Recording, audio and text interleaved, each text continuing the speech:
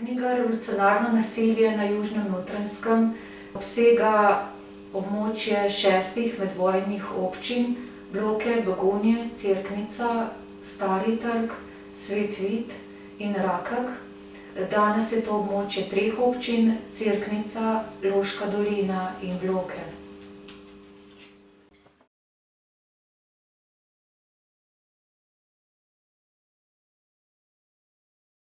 Moj namen v knjigi je bil predstaviti revolucionarno naselje na območju Južne Notranjske. To je na podlagi konkretnih primerov in zajeti celotno obdobje vojne. Ko govorimo o revolucionarnem naselju, mislimo predvsem naselja, ki so ga povzročile posamezne partizanske enote in druge oborožene skupine, ki so bile pod odločujočim vplivom komunistične partije. In pri tem mislimo ne samo likvidacije, ampak tudi še druge oblike nasilja, kot so zaplembe premoženja, požig premoženja, rekvizicije, grožnje, mučenja, prisilno delo in pa izgon prebivalstva.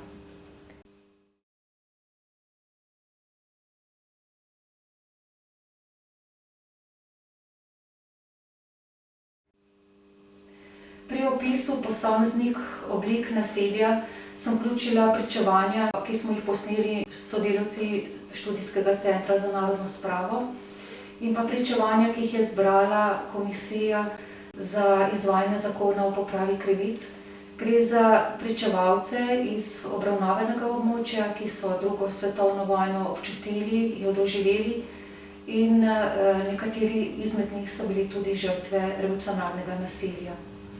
Kar zadeva dokumente v Arhivu Republike Slovenije, sem našla nekaj poročil Zidanškovega bataljona in bataljona Ljube Šercerja, kjer gre za poročila o likvidacijah posameznikov iz leta 1942. Ohranjeno pa je večje število zapisnikov zaslišanj vaških stražarjev na področnem vojaškem sodišču v Kočevju in na področnem vojaškem sodišču v Ribnici. Ti zapisi nam dajejo zelo dober vpogled v dogajanje vse od začetka vojne pa do jeseni 1943, vključno z kapitulacijo Italije oziroma z uničenjem vaških straž. Potem za obdobje od konca leta 1943 pa do konca vojne so dokumenti o kaznih prisilnega dela, o zaplembah premoženja in o izgonih prebivalstva. V Zgodovinskem arhivu Ljubljana sem našla v fondu, kjer je gradivo krajevnih ljudskih odborov ter okrajnega ljudskega odbora Rakek. Tu je gradivo zapisnikov o zaplembi premoženja oseb, ki so bile protipartizansko usmerjene. Gre zapisi o njihovih likvidacijah in kdo je te likvidacije izvedel. Tu je tudi še en dodaten vir, ki nam potrjuje, da so bile te usmrtitve tudi izvršene. Uporabila sem raznovrstno literaturo, med drugim naj omenim literaturo partizanskih borcev, spomini partizanskih borcev, literaturo, ki obravnava lokalno zgodovino, in ena izmed teh, ki mi je bila v veliko pomoč, pa je knjiga Žrtve druge svetovne vojne na Ožjem Notranjskem. Tu so zbrane žrtve, povzročene tako iz strani okupatorja kot partizanskih enot in protipartizanskih enot.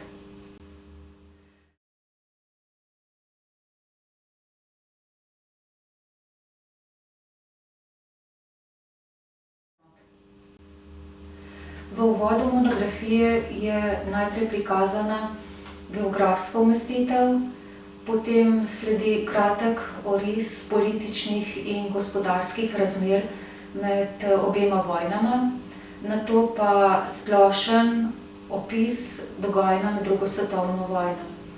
Osrednja tema pa je prikaz revolucionarnega nasilja na Južnem Notranjskem, ki je prikazano kronološko od začetka pa do konca vojne. Sledi grafični prikaz smrtnih žrtev za posamezno leto, potem pa seznam smrtnih žrtev za celotno obdobje vojne od leta 1941 do 1945.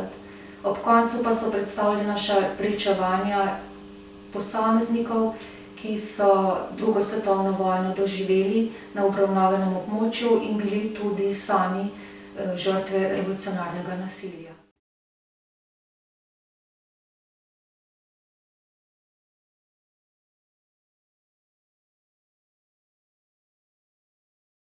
Iz zbranega gradiva sem ugotovila, da v letu 1942, od spomladi leta 1942 pa do konca julija 1942 je bilo najhujše revolucionarno nasilje, ki pa se je potem z pojavom vaških straž nekoliko zmanjšalo.